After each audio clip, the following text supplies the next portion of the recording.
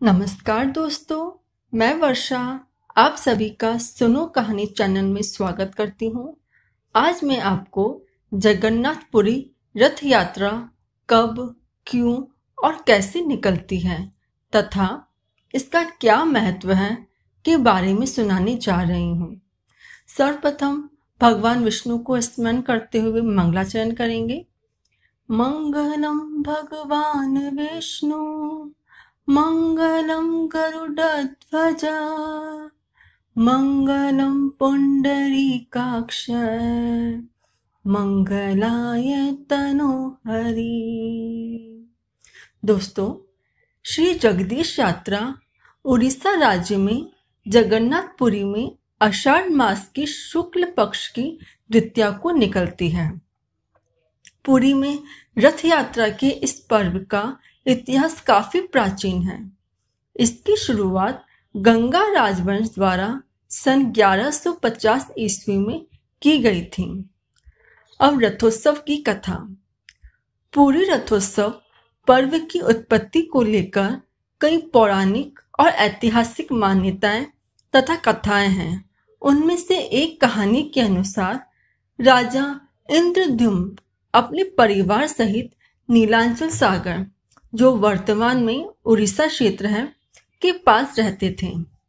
एक बार समुद्र में उन्हें एक विशालकाय लकड़ी तैरती हुई दिखाई दी।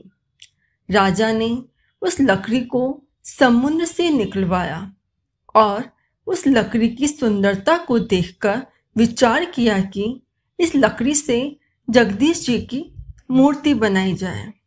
वह इस प्रकार विचार ही कर रहे थे कि तभी वहां एक बूढ़े बड़े के रूप में देवों के शिल्पी विश्वकर्मा जी प्रकट हो गए। भगवान जगदीश जी की मूर्ति बनाने के लिए बूढ़े बड़े के वेश में प्रकट हुए विश्वकर्मा जी ने एक शर्त रखी कि मुझे एक कमरा चाहिए और मैं जब तक कमरे में मूर्ति बनाऊंगा तब तक कमरे में कोई न आए। राजा ने उनकी इस शर्त को मान लिया। आज के समय में जहां पर श्री जगन्नाथ जी का मंदिर है, वहीं पर वह बूढ़ा बड़ई मूर्ति निर्माण कार्य में लगा हुआ था। राजा और उनके परिवार वालों को यह तो मालूम नहीं था कि वह स्वयं विश्वकर्मा जी हैं। तो कई दिन बीत जाने के पश्चात महारानी को ऐसा लगा कि कहीं वह बूढ़ा बड़ई अपने कमरे में कई दिनों तक भूखे रहने के कारण मर तो नहीं गए हैं।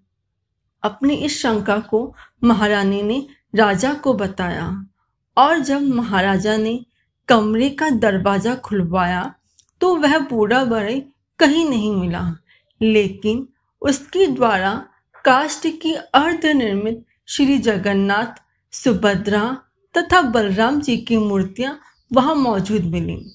इस घटना से राजा रानी दुखी हुए। तभी वह चमत्कारिक रूप से आकाशवाणी हुई कि व्यर्थ दुखी मत हो, हम इसी रूप में रहना चाहते हैं। मूर्तियां द्रव्य आदि से पवित्र कर स्थापित करवा दो। आज भी वह अर्धनिर्मित मूर्तियां जगन्नाथपुरी मंदिर में विराजमान हैं, जिनकी सभी भक्त अपनी श्रद्धा से पूजा अर्चना करते हैं और यही मूर्तियां रथ यात्रा में भी शामिल होती हैं। रथ यात्रा माता सुभद्रा के द्वारिका भ्रमण की इच्छा पूर्ण करने के उद्देश्य से श्री कृष्ण व बलराम जी ने अलग रथों पर बैठकर करवाई थी। कहते हैं कि रथ यात्रा में हिस्सा लेकर रथ खींचने वाले श्रद्धालु को मोक्ष की प्राप्ति अवश्य होती है तथा 100 यज्ञों का फल देने वाली होती है।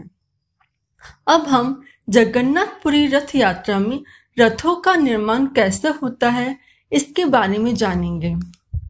इस रथ यात्रा में जगन्नाथ जी का रथ, बलभद्र जी यानी कि बलराम जी का रथ एवं सुभद्रा का रथ भी सम्मिलित किया जाता है। जगन्नाथ जी का रथ 45 फुट ऊंचा और 35 फुट लंबा तथा 35 फुट चौड़ा होता है।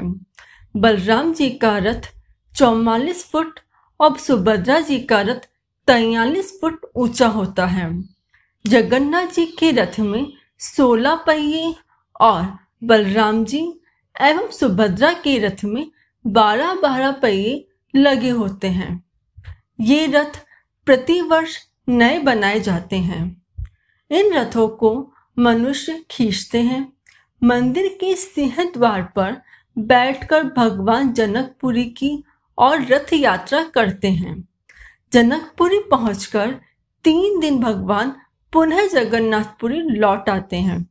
इस मंदिर की मूर्तियों को वर्ष में एक बार मंदिर से बाहर निकाला जाता है। बोलिए जगन्नाथ भगवान की जय। यदि आपको मेरी कहानी अच्छी लगी हो तो इसे लाइक और शेयर जरूर करें और इसी प्रकार की आध्यात्मिक कहानी सुनने के लिए मेरे चैनल को सब्सक्राइब करें।